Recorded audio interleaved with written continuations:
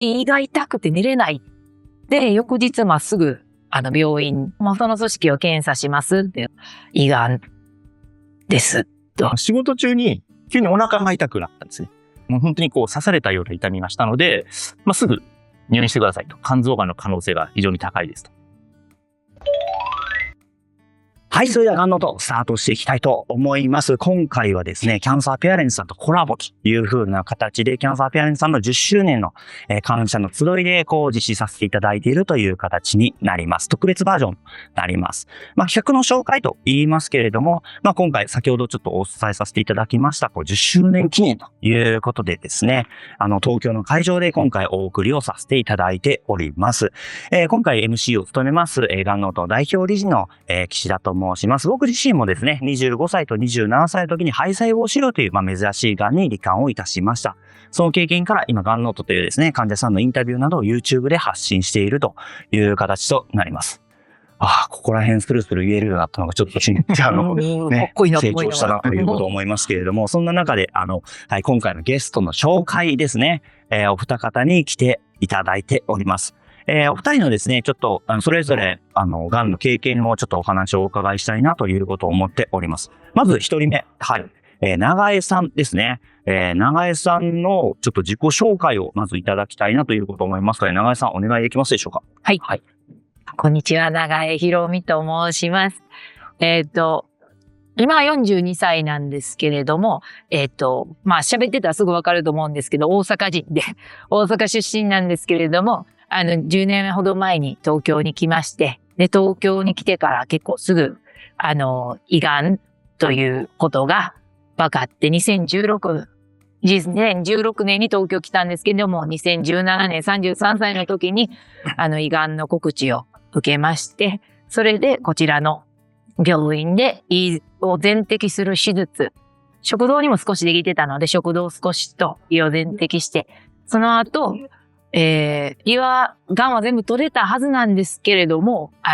胃の表面に出てしまってたので、術後補助化学療法という、飲むタイプの抗がん剤を、約3年、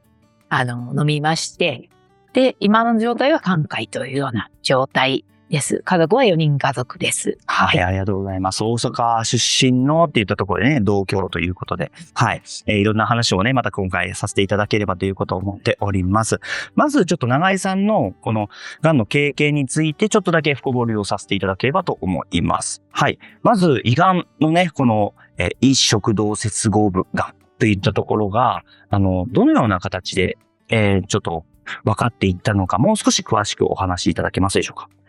だからこっちに来て、同じ、大阪で働いてる会社と同じ会社に転勤したんですけれども、東京に来て1年ですぐ夫がミャンマーに単身赴任ですってなって、その時娘は2歳だったので、私しか送り迎えする人がいないな、働きながらね。だから、大変な毎日4月だったんですけど、告知が4月だったんですけれども、その時にある日胃が痛くて寝れない。もうこんな痛みは33年間感じたことがないっていう痛みがあって、で、翌日まっすぐ、病院、内視鏡をしてくれる病院に行ったんです。で、そしたらそこではすぐ胃潰瘍っていう風に見たらすぐわかりますよね。穴が開いてるから。で、診断されたんですけど、その組織を検査しますっていうことで、1週間後来てくださいっていうことだったので、で、普通に次の週も会社に行ってたんですけども、会社に電話がかかってきて、携帯に。そしたら1週間後と言ってたんですけども、すぐ来てもらえますかっていうようなことだったので、上司にすぐ言って、ちょっとこんな言ってるんであまり良くない結果のような気がしますと。で、すぐ言ったら、胃がんです。ということで、しかも内視鏡でちょっと取れるような病気ではなくて、お腹を開けて開腹手術して取らないといけない病状なので、大きい病院を紹介しますっていうことだったので、夫はいないし、娘は保育園でも一人で告知を聞いたというような形で分かった感じです。はい。その時の、胃がんですと。こう言われた時のお気持ちって、よく患者さんね、真っ白になるだったりだとか、いろんなお話あるかと思いますけれど、長井さんの時はいかがでしたか？いや、私は私事なんですけど、保険会社で勤めてたので、がんっていうキーワードがすごく身近だったんですよ。がん保険を販売してたりしたので。だから、冷静にならなきゃ大丈夫、治る人もいるって知識だけがブワーッと頭を巡って、だけど、その2歳の娘、今保育園にいる2歳の娘、どうすんだろうっていうのが、ぐーっとなんかもう灰色、ぐーっとす黒い感じのがすごく迫ってきたような、冷静にならなきゃとどっちもの思いがあるような感じでした。はい。ね、ご自身の癌のこと、そして娘さんのことっていったところでぐわっとこうなっていく。その中で、じゃあ胃がんの、大きな病院を紹介していくっていう風な流れになっていくと思うんですけれども、そこからすぐ大きな病院に移れましたか？そう。だからそこにちょっとね、心に残った言葉っていうのを書いたんですけど、その先生が、すごく胃がんを見つけてくれた先生がいい先生で、大丈夫とかっていう言葉は言えない。いや、言えないというか、何とおっしゃったかあれだけど、心に残っているのは、僕が知ってる、言うならば日本一の先生を僕は知ってるつもりだから、その先生のところに紹介状を書くし、僕ができる限り最高の医療を提供するよって言ってくれて、だからそれですぐ、その先生が元いた大きい病院に紹介してもらったので、その安心感がその病室で少しだけ光が灯ったような感じの言葉をいただいたんで、それが、すぐ行けました、病院に。じゃあもう胃を切るのでベストな病院を、その先生がいらっしゃる病院を紹介してもらったってことなんですね。はい。ちょっとこれカットするかもしれないですけど、はい、どこ行ったんですか？順天堂。順天堂。驚きさんそうなんですか？順天堂の。その当時、今はその教授もちょっともういらっしゃらないか。壊されて、もう胃を切ってっていうような外科医のスペシャリストみたいな先生、その当時はいらっしゃって。順天にいらっしゃったんですね。はい、そうなんです。はい。で、順天に、そう、大きな病院に行かれました。そう。言っていいのかなと思いながら。それで大きな病院に行った後、すぐ手術してもらえていくんですか？そう、ちょうどゴールデンウィーク前だったんで、4月のね、半ばだったんで、ゴールデンウィーク明けにっていう、それでもその先生、すごい先生が、十分早く取れた方だと思うんですけど、保育園の親子遠足とか、4月末の、ゴールデンウィーク一緒に娘と遊ぶっていう時間がもう全部、だからそれもすごく長く感じたのを覚えてます。2週間、3週間ぐらいでも本当に、今は広がってんじゃないのっていうのが切るまでは。2、3週間後に切ってもらえたってこと？そう、4月の17日に告知を受けて、5月の9日に。ゴールデンウィーク明けに手術してもらえた。はい、そういう感じですね。改めてこの胃がんの胃食道接合部がんっていうのは、なんとなくイメージとして、キュッとなってるところなんかなと思うんですけど、はい。合ってますかね？胃全体の中の、そう、噴門部っていう胃に入ってすぐの入り口のところにできてて、食道までちょっと広がっているみたいな。どれぐらいの大きさで？そのセンチとかは、覚えてないんですけど、中からできて、抗がん剤をしなきゃいけなくなった理由が、中から侵入して胃の表面に出てしまってたっていうところまで来てたので、ステージ 2B っていう段階でした。はい。じゃあ最初に、ゴールデンウィーク明けに大きく手術で取っていって、その後に抗がん剤？そう、それを生検して、で、抗がん剤するかどうかの判断を、6月の半ばに、一回診察を受けて、それで、やっぱりこの状態だと長井さん若いから、お腹の中に万が一侵入して出てきてた部分が、お腹の中にバラバラ散らばってるといけないので、抗がん剤をできるだけ長く飲みましょうという判断で、抗がん剤を始めた7月からっていうような流れ、5月、6月、7月の流れでした。はい。その抗がん剤は入院してされていくんですか？それとも通院で？そう、だから通院で飲む抗がん剤なので、もうサプリみたいに飲んで、しかも術後補助化学療法で、もしかしたらあるかもしれないがんを抑えるものなので、最低の量で、平日毎日飲んで、土日休薬という飲み方で3年間続けたっていう感じです。はい。その中でね、この後も話にもあるかもしれないんですけれども、やっぱ娘さんがね、まだ幼いと言ったところで、その時に旦那さんは海外ですよね。だから私のがんを受けて、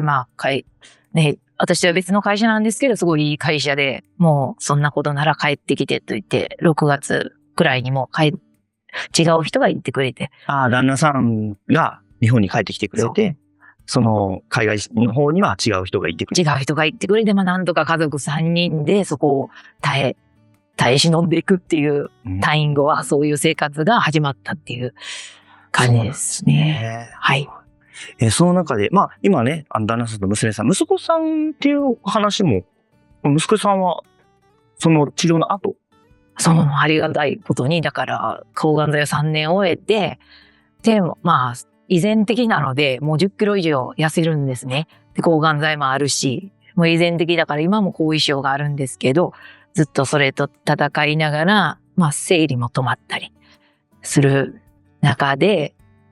もう次の妊娠は難しいかなと思ってたんですけど、抗がん剤を終えてしばらくしたら、まだ30代後半で戻ってきてくれて、そうすると、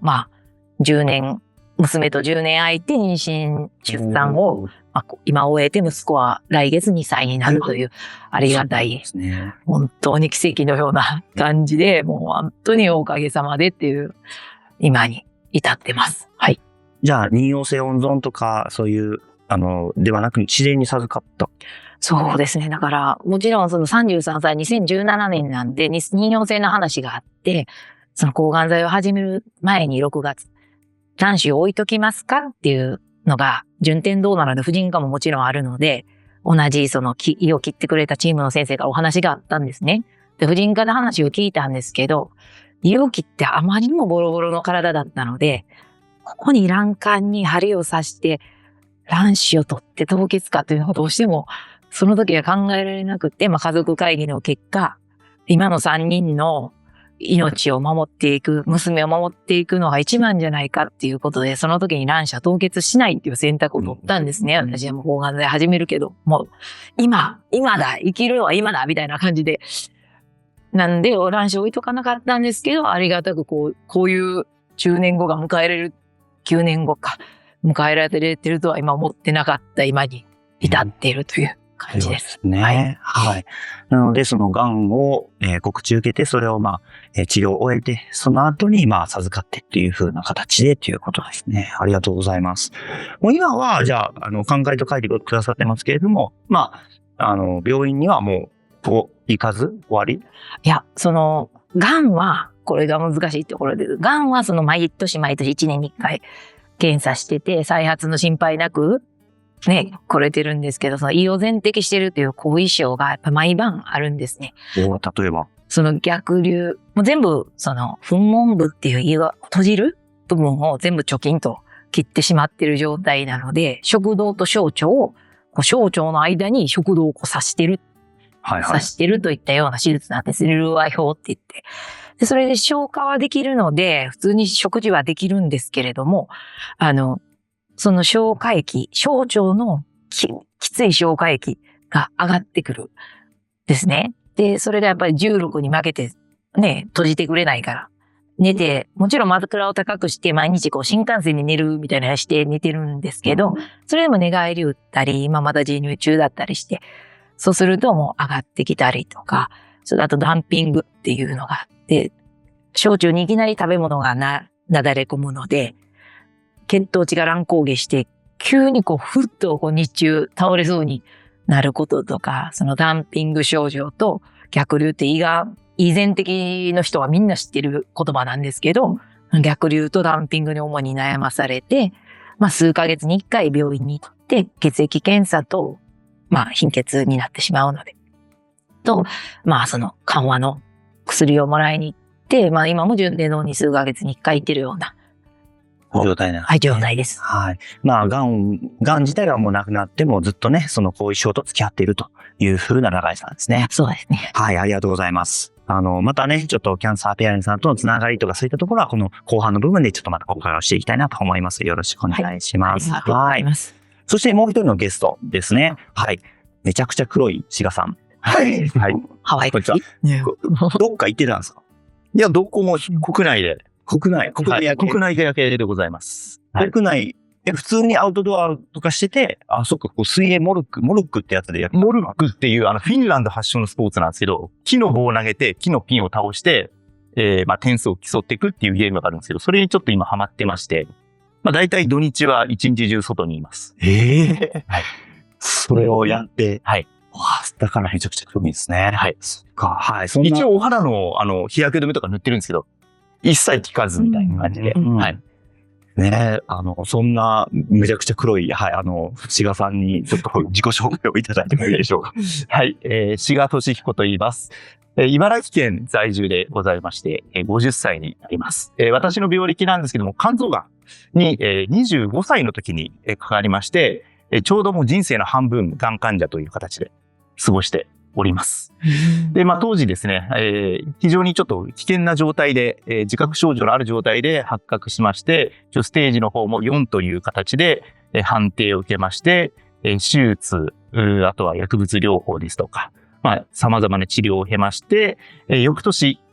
また再発をしまして、放射線というふうに、画面には書いてあるんですけども、当時治験だった陽子線治療というものが、通ってた筑波大学でありまして、で、それに、主治医の先生からですね、お金はかからないからやってみないみたいな感じで言われまして、で、ちょっとやってみたら、それがうまく功を奏してという形で現在に至るという形でございます。はい。その志賀さん、がんを告知、25歳の時に告知されていくということですけれども。はい。発覚のきっかけは、仕事中に急にお腹が痛くなったんですね。で、今まで感じた痛みではなかったので、もう本当に刺されたような痛みがしたので、これはちょっと違うなと思って、病院に行きました。で、まさか自分が癌っていう病気になるなんて思ってもいなかったので、なんか食べ合わせが悪いかなとか、食あたりかなみたいな感じで地元の病院に行ったんですけども、すぐ入院してくださいと言われまして、入院生活に入り、で、それも、私には病気のことは知らされず、すいません、ちょっと大きい病院紹介しますんで、そっちへ移ってくださいと言われて、大きい病院、大学病院に移りまして、で、そこでちょっと治療中に、主治医との会話の中で、ポロッと主治医の先生が、がんっていうキーワードが出てきたものですから、そこで、っていう感じ。当時はあれなんですか、ポロッとっていうことは普通にがん告知する時代じゃなかったんですか？ちょうど、端境期で、実は一番最初に入院した地元の病院の時も、最初にお医者さんが取ったのが私にではなくて、当時実家で生活したので、両親が呼ばれたんですね。で両親が呼ばれて、で、実はちょっと肝臓の病気で、肝臓がんの可能性が非常に高いですと。という話をしましたら、うちの両親が本人には伝えないでください。っていうふうになったんですね。で、その後大きい病院に移るのも、そこの病院から紹介されたのが、国立がんセンターの東病院、柏にあります。はい、東病院と筑波大学病院。この2つご紹介できますけど、どっちにしましょうか？本人にがんって言ってないのに、がんセンターはないよねっていう話になりまして、はい、私の知らないところで筑波大病院に、はい、憧れまして、で、筑波大の方も、そちらの方で申し送りで本人には伝えてませんと。両親の希望ですっていうのがあったんで、周りのその、お医者さんたちも非常に気を使ってたらしいんですが、いろいろ治療していく中で、なかなか結構ハードな治療だったものですから、ちょっとこっちも会話の中で、そういったキーワードを出したんですね。癌とか、そういう悪いものじゃないんですかねみたいなことを言ったら、コロッとお医者さんが、そうですね、悪性腫瘍の可能性が高いですねっていうキーワードを出したんです。で、そこで普通に気づかなくちゃいけないんですけど、私も全然知識がなかったんで、悪性腫瘍って言われて、悪性なんですかみたいな。じゃあ、癌じゃないんですねって言ったんですよ。それで、私の当時の知識としては、良性腫瘍ってのがあって、悪性腫瘍ってのがあって、それとは別に癌があるっていうふうに、勝手に想像してたんです。そうですよね。そしたら、みたいな。こっちがあまりにも悪性腫瘍でよかったみたいな、雰囲気出してるんで、お医者さんが、いや、志賀さん、悪性腫瘍ですよ。そしたら、ってなって、悪性腫瘍って癌ですかって言ったら、はい。ってなって、そこで告知をされたみたいな形でした。自分で聞いて、それで分かっていくっていう感じなんですね。そうですね。はい。そっか。もう癌と、その時、じゃあ自分は癌なんだと分かった時の、時のお気持ち、もう、頭が真っ白になりまして、当時、その告知をされたっていうのが、こう診察室でとかじゃなくて、腹部の超音波検査をやりながらだったんですよ。で、超音波検査って真っ暗な部屋で、もう、映ってるのは、光ってるのはその画面、この画像のその画面だけ。で、その中で、お医者さんが、そこから照らされた、ぼわっとした明かりの顔で、悪性腫瘍です、癌ですみたいな話になったんで、もう恐怖でしかなくて。で、もう頭真っ白になって、まあそれでもその日はまあ自力で、なんとかこう気持ちは取り戻しはしたんですけども、もう本当の瞬間っていうのはもう25年経ってますけども、もう未だにもう片時も忘れないぐらいショックな出来事でした。その後、結構家族間でわちゃわちゃならなかったですか？癌って言うなよって言ってたのに。そうですね。まあ、なんで隠してたんだって思いはあったんですけど、ただ、これ逆に置き換えたら、自分の子供がそうなったらどうかなってなった時に、まあ、そういうふうに自分をしちゃうかなっていうのもあったので、まあ、親のことを責めるっていう気にはなれなかったですね。もう、とりあえず、もう癌っていう病気だっていうことは分かったことと、あとそれが非常に、進行してて、まあ、お医者さんの方からもいつどうなってもおかしくありませんっていう状況だっていうことは説明を受けたので、もうそんなところでこう揉めてるよりも、まあ、目の前のちょっと病気とどう、まあ、向き合っていくかっていうところに、こう、気持ちの方が持っていくような感じでしたね。はあ。で、そこから治療に入っていくわけですよね。はい。はい。手術や薬物療法されていく治療としては、やっぱこれ辛かったなっていうのはどうでしたか？そうですね。辛かったのは、まあ、まあ、手術なんかも結構まあ、長い十何時間っていうような手術だったんですが、その後に、まあ、手術終わった後で7本、8本ぐらいもう体から管が出てる状態だったんですけども、まあ、日に日に取れてくるからっていうふうに言われてたんで、まあ、それをちょっと希望を持ってやってたんですが、まあ、だんだんこう、日付が経つにつれて、腸閉塞になってるっていうことが分かりまして、術後の腸閉塞に。で、これはちょっとまた治療しなくちゃいけない。となって、そこからですね、イリウス管っていう、鼻からですね、小腸まで、こう、管を入れていく治療があるんですけど、これがなかなかきついんですよ。で、その治療をするときに、まあ、主治医の先生、あと若手の先生、あとなんか見たことない屈強の研修医が3人ぐらい来まして。屈強の、はい、なんかもう体で選んできたような。で、どんなことするのかなと思ったら、主治医の先生はこう入れながらまあ、ご画像を見る。で、一人の先生は実際に鼻を。やっぱ暴れちゃうんですよ。痛くて。ああ、だから屈強。そう、屈強の人が手と足を押さえて、はい。本当はい。で、術後だったんで、もうお腹をバッサリ切ってたんで、動けなかったんですよ。動けないのに、まあ動く。辛くて。それで、それを抑えるので、もう、がたいのいいお兄ちゃんたちが手足を押さえて、鼻ぐりぐり入れてっていうのが、はい。あれが一番きつかったですね。で、その後食事が取れなくて、食事もダメです。飲み物もダメですって言われて、それが結構辛かったなっていうのがよく覚えてます。はい。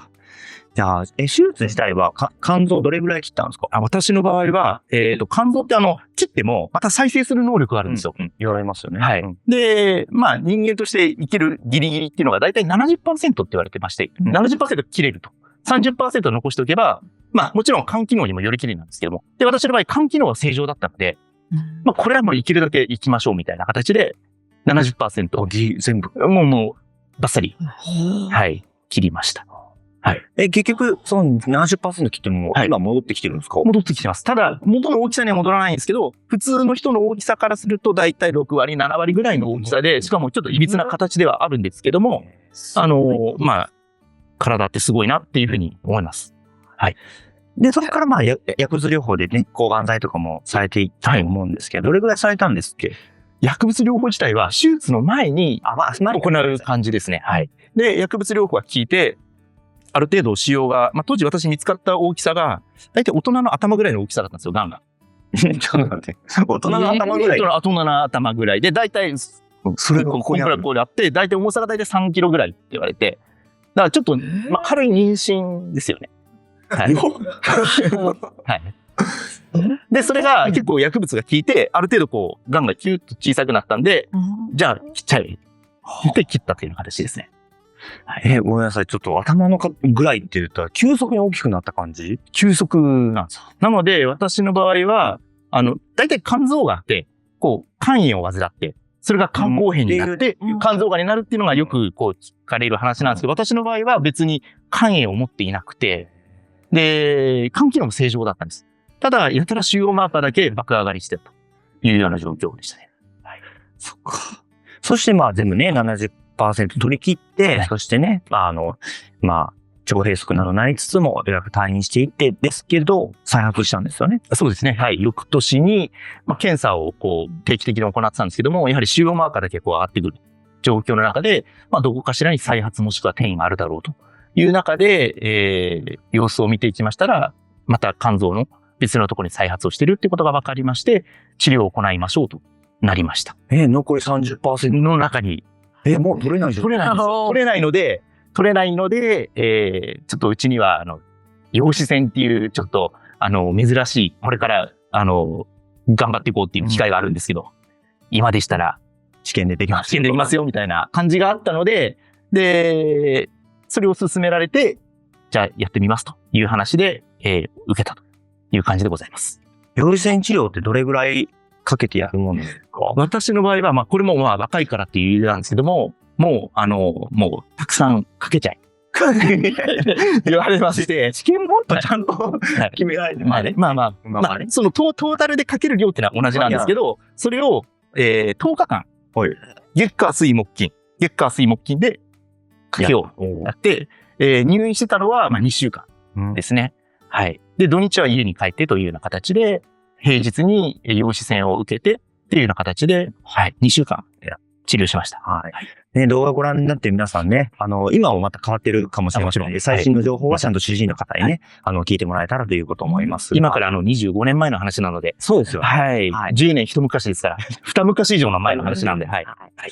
じゃあ、それで陽子線治療していって、もう今はそういう癌はなくなった。そうですね。癌はなくなりまして、ただやはり25歳で、そういった肝炎ウイルスを持ってなくて、結構大きい癌ができるっていう、日本でもちょっと症例がないので、病院としては手放したくない。まして、毎年1回、検査を受けつつ、はい、論文に載せたいなとか、いろいろはい、症例として、はい、なっております。そうなんですね。その時珍しい、形でっていうことですけれども、特段後遺症とかは大丈夫？後遺症は、2つありまして、1つ目は、先ほど言いました腸閉塞。はいはい。肝臓がんとは直接関係ないんですが、手術の後の腸閉塞で、食べ物がですね、なかなかちょっと消化が難しくて、特に今日なんかも、午後とかのイベントになると、お昼ご飯とか食べると、その後ちょっとおトイレが我慢できなくなったりとか、そういうのがありまして、ちょっとそこら辺のコントロールをするのがちょっと気を使うのがあるのと、あとは先ほど言った陽子線治療なんですけども、全然治療しているときは痛くも痒くもないんですが、やはりやけど、照射部がやけどしまして、冬になると、痒くなるんですよね。はい。で、痒いちゃうと、やっぱそこから血出ちゃうんで、基本的には保湿剤ですとか、そういうのを持ち歩いて、痒くなったら塗るみたいな。そんな感じで生活。保湿剤やるとまだマシ？全然楽になります。そうね。はい。はい。やけどのような感じ。そうですね。はい。そういったね、中で今も過ごされているということで、病院は、たまには行く。1年に1回。1年に1回。行って、経過見ているというふうな感じですね。はい。ありがとうございます。はい。こんなんで、形ではい。志賀さんと、はい。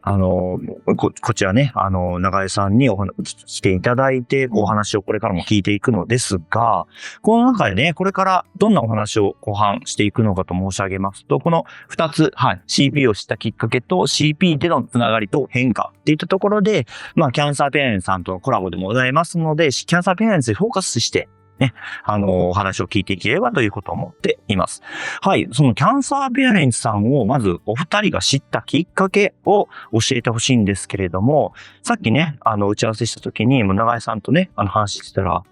長江さんね、知ったきっかけ何だったかなっていうお話を、すごくいただいてましたけれども、長江さん、知ったきっかけ思い出せそうですか？いや、本当に、すいません。検索で知ったんですよねって、癌の皆さん経験あると思うけど、やっぱり、検索しちゃダメと思っても自分の癌種のこと、癌のステージのこと、検索いっぱいしちゃってて、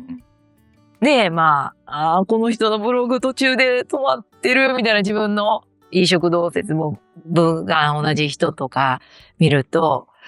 ステージ 2B で私さらに印鑑細胞癌っていうちょっと癌の種類としてはすごく進行が早くてダメな癌だったんで、その印鑑細胞癌をすごい調べてしまって、で、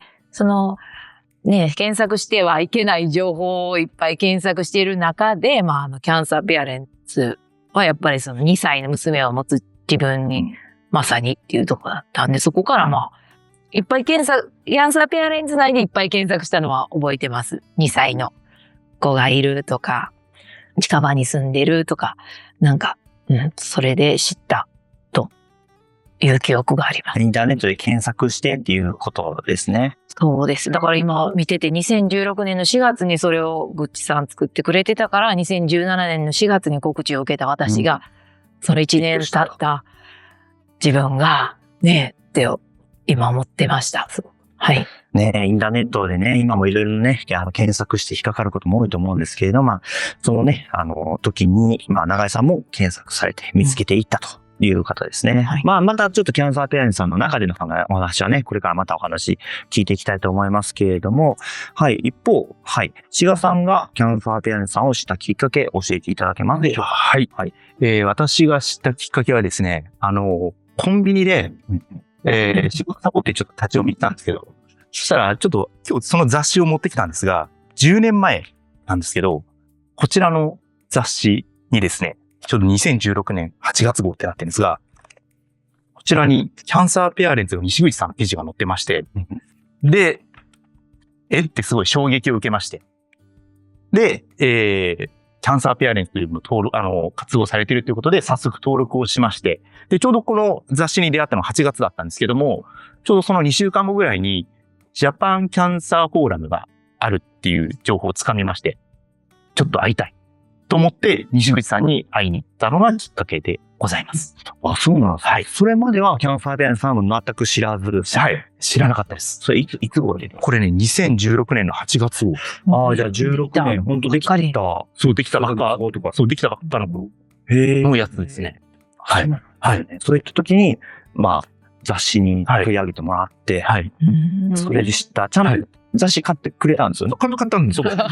読みしたんですけど、立ち読みだったんですけど、そう、あ、すげえと思って、ちょっとこれゆっくり読みたいなと思って、はい、買いました。はい。実際に、その、西口さんに、その、ジャパンキャンサーフォーラムで会った、どうでしたか？印象だったりとか含めて。この人本当に、がん患者なんですかみたいな感じで、本当にフランクな方で、いきなり突撃で知らないおじさんが、話しかけてきたんですけど、それに対しても丁寧に話をしてくれて、で、そのキャンサーペアレンツについてもいろいろご説明いただいて、で、すぐ活動のいろいろ投稿ですとか、日記ですとか、そういうのも教えてくれて、っていうのがきっかけですね。ね。はい。ね、トシさんもね、すごいキャンサーペアレンツさんの中でもね、もう本当にたくさん投稿してくださってますもんね。そんなでもない。どっ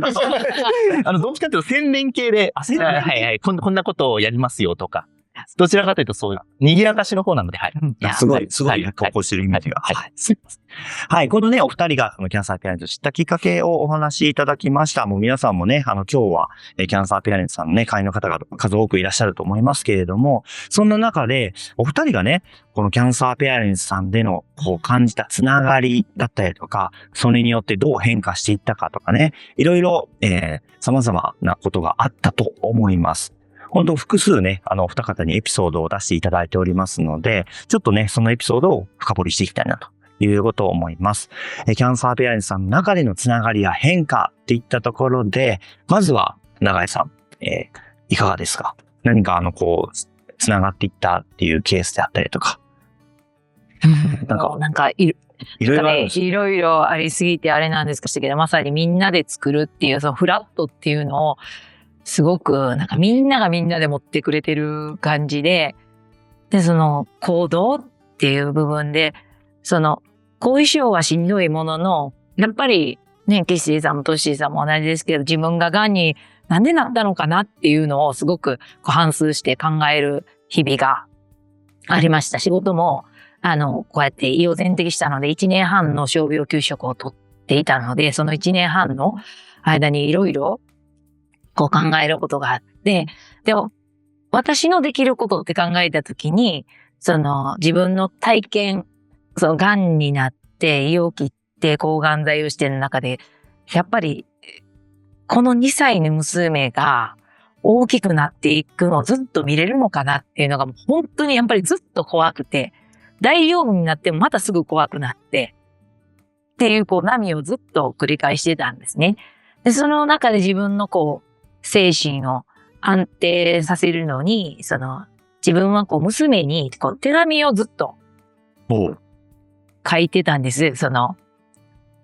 険会社に勤めてたっていうのもあるんですけど、自分は絶対生きるぞって決めてる横で、いや、もしこれ再発してなんかだったりしたらっていう時のために、娘で同性なので、今はまさにね、思春期に入ってる11歳、小学6年生になってるんですけど、その時2歳なので、もし思春期の時私死んでたらとか思って、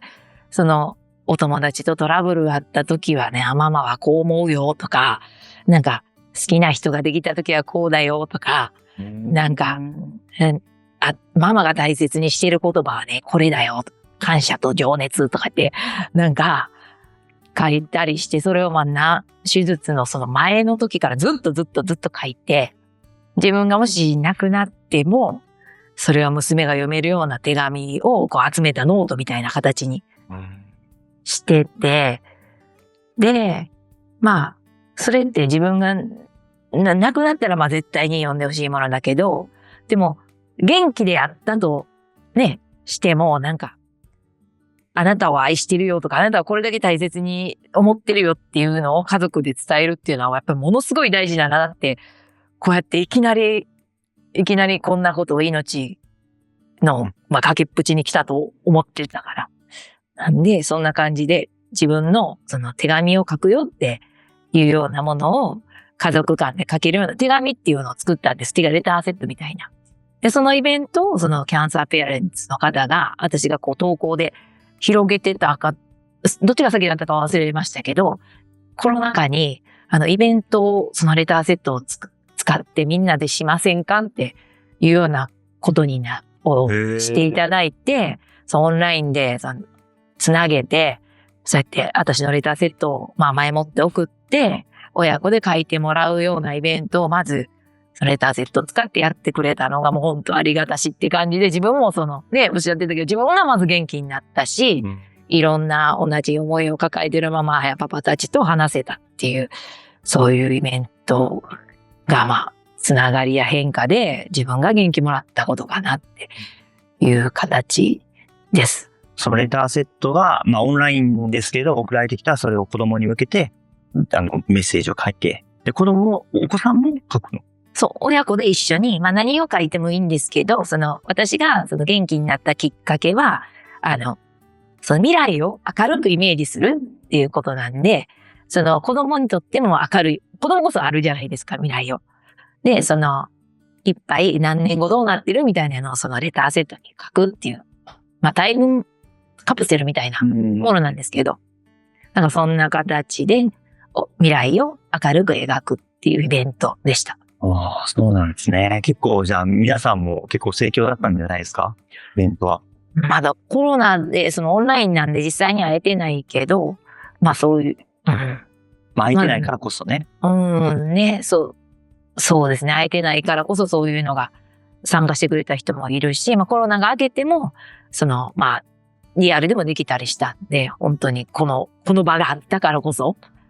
街で呼びかけてもなかなかこういう経験してる人は出会わないけど、キャンサーペアレンツの場があったからこそっていうことです。はい。もちろん広報担当のトシさんは参加したんですよね。そこはまだそこがいいところでね。そう。なんていうの、発信してる人がいろいろいるっていうのが、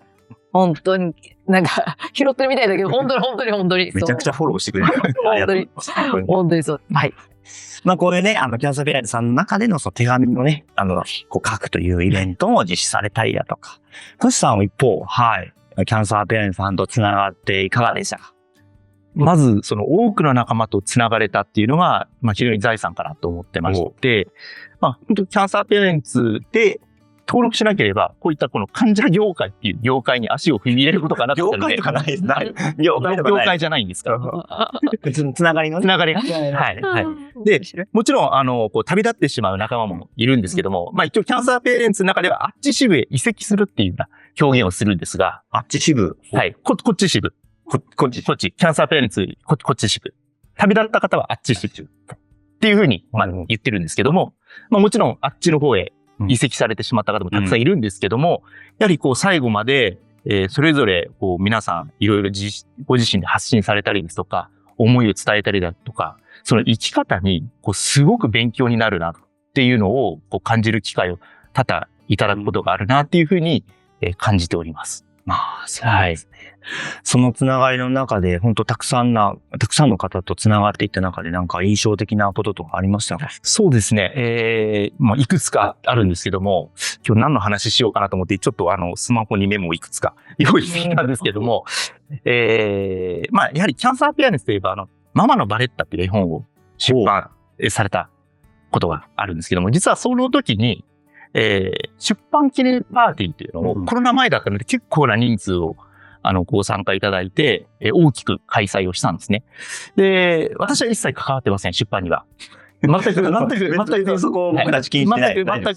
い。全く関わってないんですけども、記念パーティーの時にですね、全身アンパンマンの格好をして、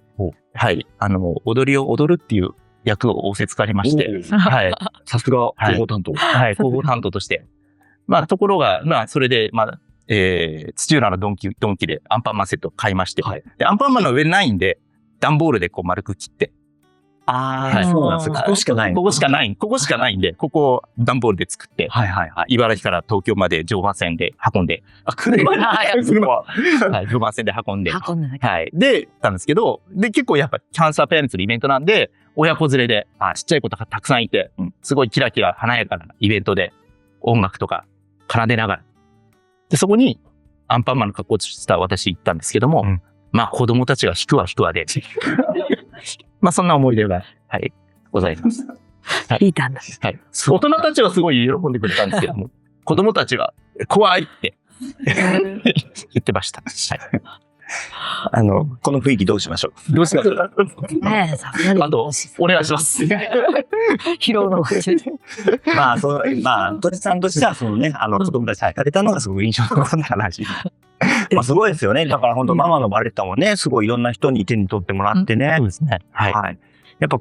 ぱママのバレッタをちょっと知らない方もいらっしゃるかもしれない。ちょっと簡単に説明いただいてもいいですか？一切関わってないのに。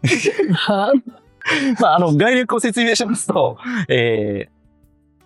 お母さんが、癌にかかりまして、で、娘さんとのその日常を切り取った、本当温かい、ハートフルな内容となっておりまして、大体結構癌のお話ってなると、最後、お星様になっちゃいましたとか、旅立ってしまいました的な、涙頂戴的な絵本が多い中、事実、普段の生活をそのまま切り取った絵本で、すごく、読んでも、あるよね、こういうのって、それが伝わるような中身の絵本となっておりまして、もちろん書いた人も癌の経験者ですし、それを売り込んだ仲間もキャンサーペアレンツのメンバーですし、そういった方たちで作り上げた絵本です。まるで関わってるようにお話しいただきますね。ありがとうございます。一切関わってません。さすがこう。さすがです。そしてね、またちょっと長井さんに戻ってくるんですけど、長井さん他にもね、キャンサーペアレンツさんとのこのエピソードあるんですよね。そうですね。だから、そのイベントとかは、やっぱりいつもお世話になっている、キャンサーペアレンツの、言っていいのかなと、お子さんとか、本当にね、事務局も一緒にやってくださる感じなんですけど、その横のつながり、なんていうのかな、会員同士のつながりで、富山まで、行ったことがあって、それはなぜかというと、それの富山医大の学生さんが、そういう、実際に癌を経験した、さっき言ったみたいに日常、生の声を聞きたい、その医学的な見地というよりかは、本当に、その日常の生の声を話してほしいっていう機会、医学生さんたち6、7人ぐらいと、私たちともう一人そのキャンサーペアレンツの会員さんと2人で行って、で、そのトークセッションみたいな形で呼んでいただいたことがあって、で、その会員さんと2人で、富山旅を楽しんで、で、医学生さんの若い人たちとなんかすごい交流できて、そういうのも、キャンサーペアレンツがなかったら絶対になかった話だったと思うので、自分の中でもこういう、今日もそうですけど、自分の経験を反芻することで、また気づきがあるから、なんか、いい機会もらったなっていう感じで覚えてます。はい。キャンサーペアレンツさんの中でそういう、長井さんの前は富山に行ったりだとか、その様々ちょっと、どこどこ行ったりとかっていうのは、トシさんこういったこともキャンサーペアレンツさんの中であったりするんですかね？そうですね。その中で、それぞれで自分の得意な分野で、いろいろ、それこそ日記で呼びかけをして、イベントを開催したりですとか、私が経験したものは、一緒に親子で料理を作ろうという、イベントがありまして、阿佐ヶ谷の公民館の調理室を借りてですね、親子で一緒にちょうど3月だったんで、みんなで、ちらし寿司を作ろうみたいなイベントをやったっていうのがありますね。他にも結構今日来てますけども、ツッチーさんとか写真が得意なので、そういったものを会員さんに発信するイベントをしたりとか、それぞれがいろんな形での分野での発信を行っています。じゃあその中で集ってみたいなオフ会じゃないですけど、そういったところってあったりするんですね。そうですね。ちょっとコロナ禍で変わってきた部分はあるんですけど、コロナ前はそういうのもありまして、私がすごい印象残っているのは、月島で、ちょっとオフ会をやりましょうと。もんじゃ焼き屋でやろう。で、オープンが12時だったんですけど、オープンから閉店まで、ずっと、はい。で、病院治療があったら、病院の帰りに寄ってとか、病院来る前に寄ってみたいな形で、延べ、ほんとかなりの人数の方が来てくれて、結局閉店までずっと、もんじゃ焼き屋に入り浸るっていう。すごい。めっちゃ迷惑。さらに、その時メンバーの一人が、ギターが得意な人がいまして、仙台の方だったんですけど、メンバーさんだったんですけど、ギターを持ってきて、書き鳴らしたらお店の人からうるさいって言われて、で、じゃあ他の店移動するって言って、2軒目。2軒目そう。はい。すごいですね。今俺は、よくそんなことやったな、と思うんですけども、でもたくさんの会員さん来てくれて、その時来てくれた方は、遠い方は京都。京都と、あと海外の方はリモートで参加してくれたり、はい。京都の方なんかは、お昼に今やってるんだ、みたいなことを言ったら、じゃあ今から行くって。で、新幹線に。新幹線に行って、はい。夜来てくれる。合流して。あと、新潟の方とかもいらっしゃいましたね。すごいですね。はい。皆さんアクティブな。はい。本当にオフ会なんですけども、本当にこの人たち、癌を患ってるんだろうか、みたいな感じなんですが、ただ会話の中身は全部抗がん剤の話とか、そんな話なんですよね。治療の話とか。ディープなやつ。なかなかディープな、会でしたね。それは印象残ってます。そうなんですね。全員そうですね。がん患者さんという経験者さん。そう、はい。ですよね。はい。すごいですね。そんなことをやられてたんですね。はい。やっぱキャンサーペアレンツさん、オンラインの、交流ではありますけれども、やっぱリアルで、あったりとかすると、また違ったものもありますよね。そうですね。あと、キャンサーペアレンツの中だけではなくて、それこそ、岸さんのがんノートですとか、と今日いらっしゃいます、轟さんの希望の会さんたちと一緒に、グリーンルーペプロジェクトを、なんかも、私、1回目の越谷のイオンで、レイクタウンでやった時に、お邪魔させていただいたんですけども、で、なんかも結構、いろんな方が来てくれて、メンバーの方なんかも来てくれて、すごく楽しかったなってよく覚えてます。だから結局キャンサーペアレンツだけじゃなくて、それこそさっきは患者業界って話しましたけども、いろんな方の団体ともつながることができて、さらにメンバーがどんどん仲間が増えていくっていうのが、体感できる、すごいいい会だなっていうふうに感じてます。しかもあれですよね、会員さんともちろんつながったりとかもありますけど、そのグリーンルーペプロジェクトなどでは、お子さんも手伝ってくれたり。そうですね。うちの子供2人いるんですけども、当時、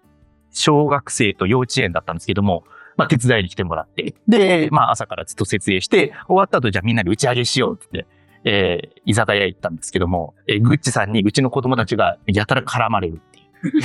う。絡まれる。絡まれる。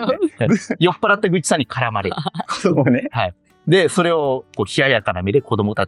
ちが見てるみたいな。まあ、ちょっとその写真残ってはいるんですけども、はい。もう、グッチさんも、本当になんか、ゆでだこみたいな、真っ赤な顔になって、子供たちになんかひたすらこう、大人はな、みたいな形で。大人の、ことを伝えて大人のことを伝えてました。大人は大変なんだよ、みたいな形で。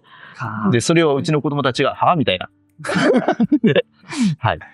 ちょっと写真いただいて、配信するときはちょっと入れさせていただきましょうかね。はい。ありがとう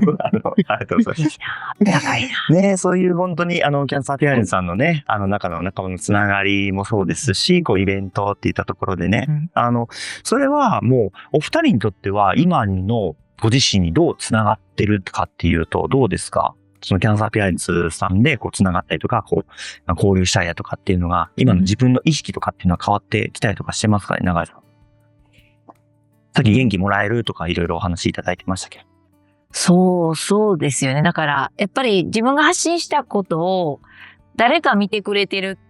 しかもこう、共感してもらえる状態でっていうのはやっぱりすごく自分の安心感につながってるので、今振り返って思うと、安心感につながるからやろうって思ってたわけじゃないんだけど、結果として、そうやって、ね、4646名ね。すごいなと思って、本当にいろんな人がいて、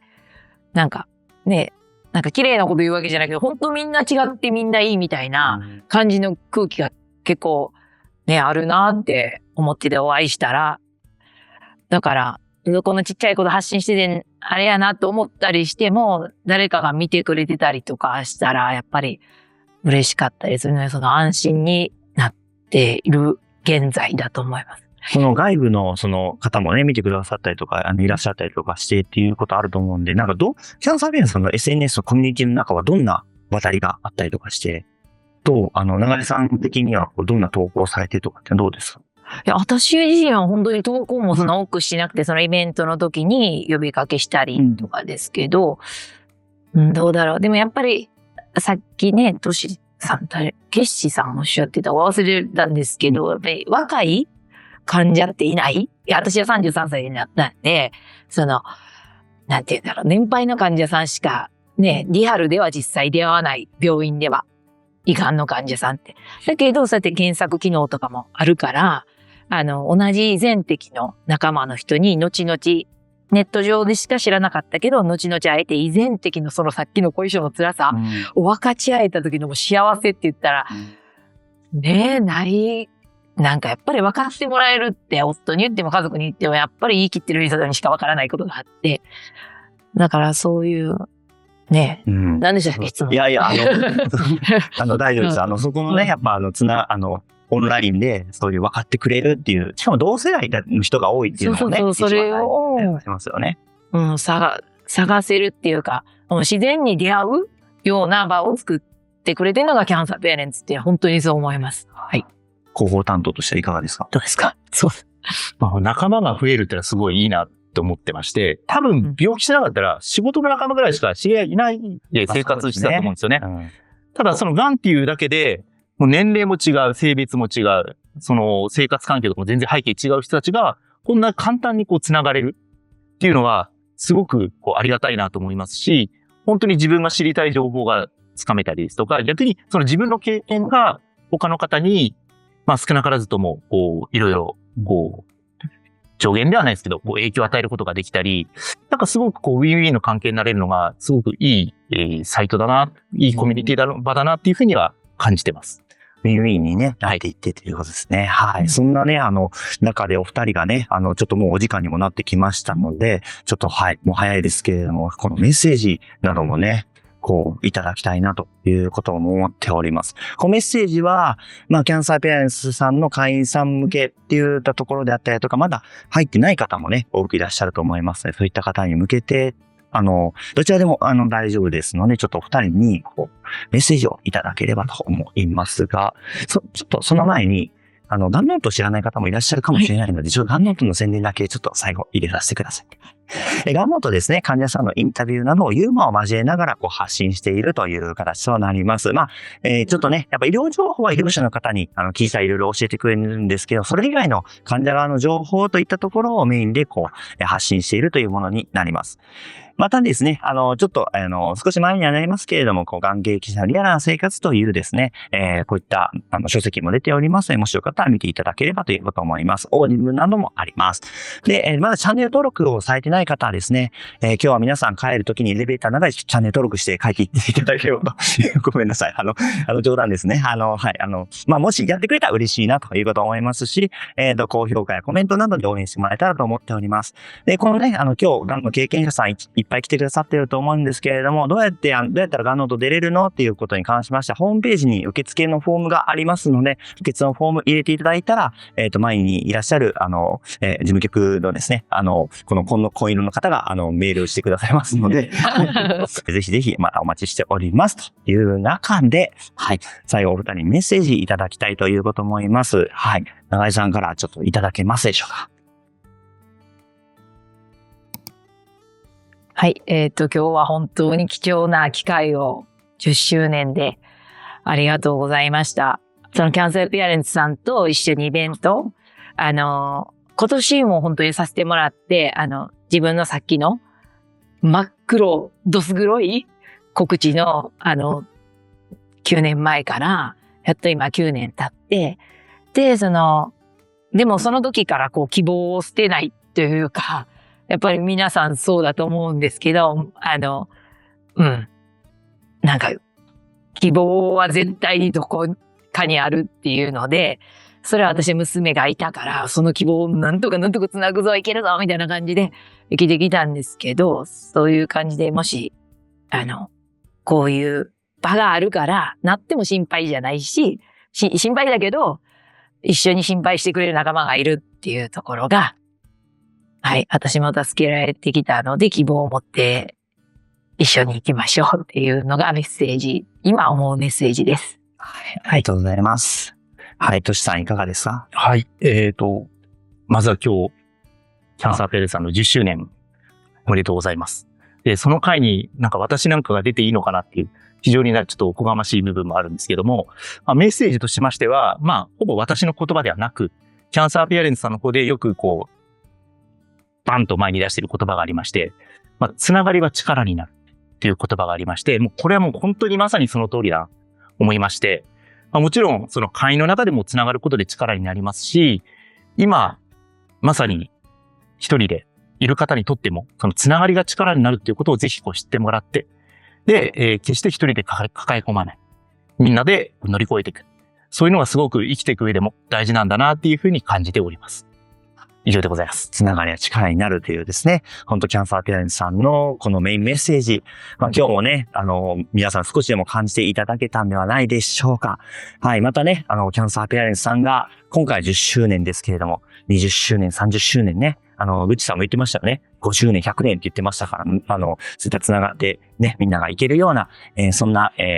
形となっていければ嬉しいなということを思います。がんノートをね、魅力ながらお手伝いをさせていただきたいなということを思います。はい、これにてですね、特別プログラムといたしまして、キャンパーペアレンツ×がんノートといった形の、この収録終わっていきたいということを思います。皆さんご清聴いただきまして、どうもありがとうございました。